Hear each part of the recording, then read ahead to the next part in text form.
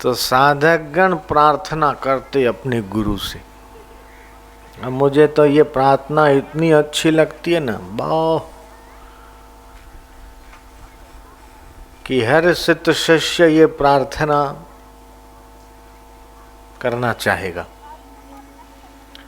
जिसको आध्यात्मिक शिखर पर पहुंचना, जिसको सत शिष्य बनना है, जिसको सदगुरु के खजाने को अपना खजाना बनाना और जन्म मृत्यु जरा व्याधि के चक्कर से जिसको सदा के लिए छूटना है, उसे ये प्रार्थना बहुत सुहाएगी।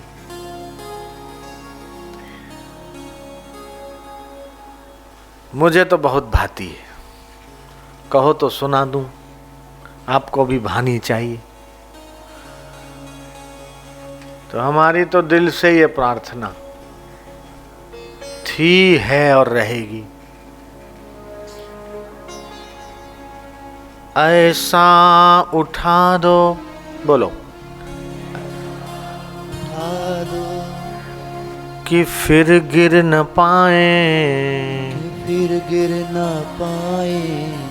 ऐसा जगा दो, ऐसा जगा दो फिर सो न पाए, फिर सो न पाए। अपने को निष्काम प्रेमी बनाए, अपने को निष्काम प्रेमी बनाए। ऐसा समय फिर आए न आए, ऐसा समय फिर आए ना आए। जो इस जन्म में लाभ मिल रहा है मानव शरीर में, फिर ऐसा जन्म हो, फिर कोई सदगुरु मिले, फिर ऐसा अवसर मिले, ये महा महा महा दुर्लभ है। लेकिन सरलता से मिलता है, सहजता से मिलता है, तो कीमत समझ में नहीं आती।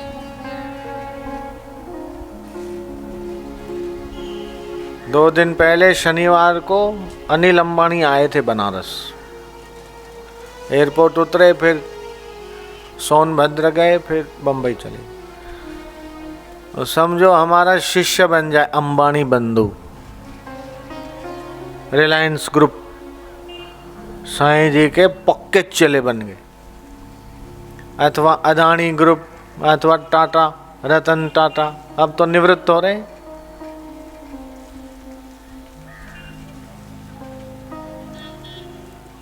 और उनके बदले दूसरे आ रहे हैं। टाटा अपनी जवाबदारी किसको दे रहे हैं? साइरस मिस्त्री को दे रहे हैं। उन्होंने उत्तराधिकारी घोषित कर दिया है, साइरस मिस्त्री। हमारा जितना भी 100, 200, 500, 1000, 2000 करोड़ का जो भी है, अरबों का है, 200-500 करोड़ क्या होता है, उनकी सफलता के मूल में भी विवेकानंद का आशीर्वाद काम कर रहा है। ये दुनिया नहीं जानती, लेकिन मेरे पास इसका दस्तावेज है। किसी को प्रूफ चाहिए तो हम वो किताब दिखा सकते।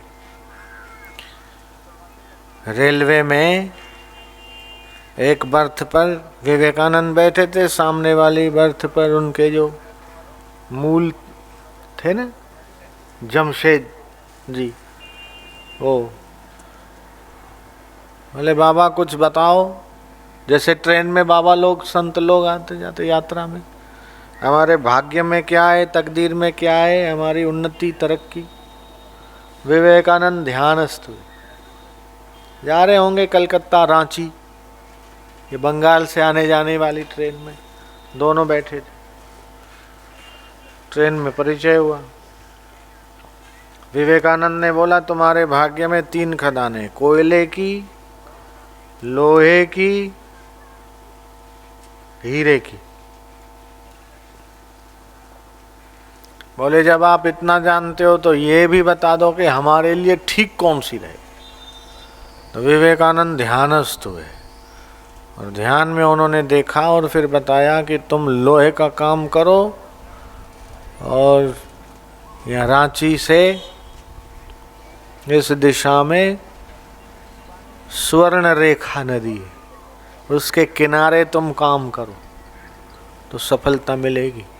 और विवेकानंद का संकल्प, उनका आशीर्वाद और उनकी बात मान के उन्होंने काम चालू किया तो अभी तो कहाँ के कहाँ पहुँच गए संत के आशीर्वाद से, दुनिया जानती। टाटा सॉल्ट, टाइटन घड़ी, तनिष्क गोल्ड का शोरूम, नैनो ट्रकें, बसें और भी लंबा चौड़ा, टाटा वायर, टाटा स्टील, करोड़ों अरबों में खरबों में खेल रहे। लेकिन ये संत की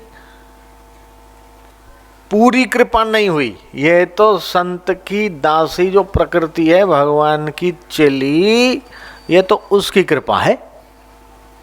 अगर संत की पूरी कृपा मिले, पूरा आशीर्वाद मिले तो भगवान अपना आपा बन जाए, भगवान के साथ खेलने की ताकत है।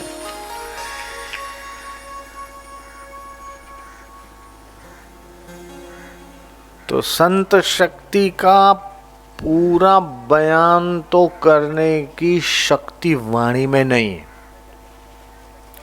गुरु की शक्ति क्या कर सकती है, इसका पूरा बयान मेरे में तो हिम्मत नहीं है कि हम कर पाए,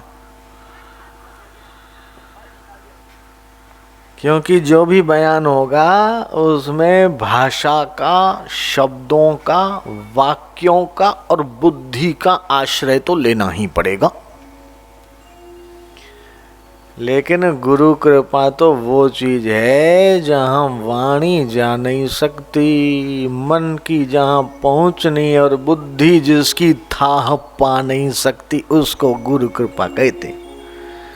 मन इंद्रिय जाहि न जान सके, नहीं बुद्धि जिसे पहचान सके, नहीं शब्द जहाँ पर जाए सके, बिन सदगुरु कौन लखाए सके। वो सदगुरु की शरण हो गए तो सदगुरु की शरण लेते ही सदगुरु शिष्य को अपना आपा दे देते हैं भगवान, और उसमें कोई फर्क ही नहीं बचता। जीवो शिवो शिवो जीवो केवलम निर्गुणश्च। वो जो जीव है वही शिव बन जाता है, जो शिव है वही जीव बन जाता है।